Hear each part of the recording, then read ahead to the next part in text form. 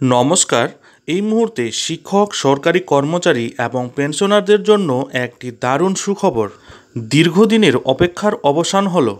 অবশেষে হাইকোর্টে বিরাট জয় সরকারি কর্মচারীদের। ডিএ মামলায় চরম বিপাকে রাজ্য সরকার।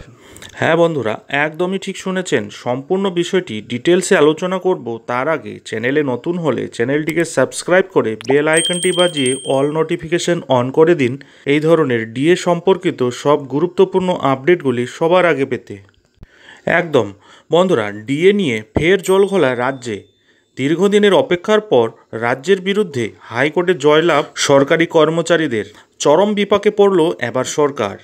বন্ধুরা, আপনারা জানেন সরকারি কর্মচারীদের ডিএ নিয়ে মামলা চলছে সুপ্রিম কোর্টে।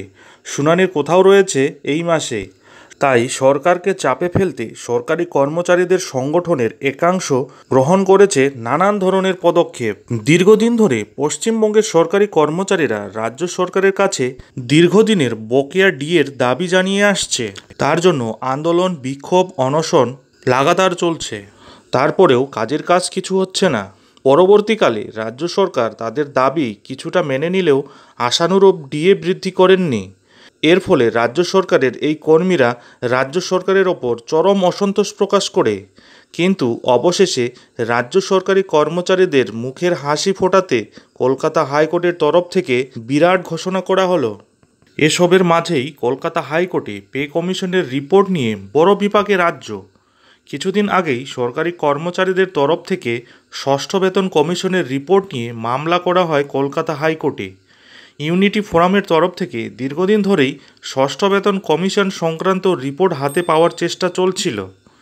শেষমেশ মামলা দায়ের করা হয় কলকাতা হাইকোর্টে।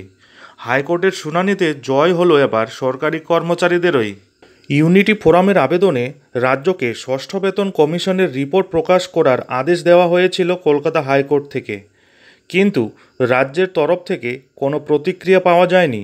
ফলে হাইকোর্টের আদেশে অবমাননার অভিযোগে ফের মামলা করা হয়।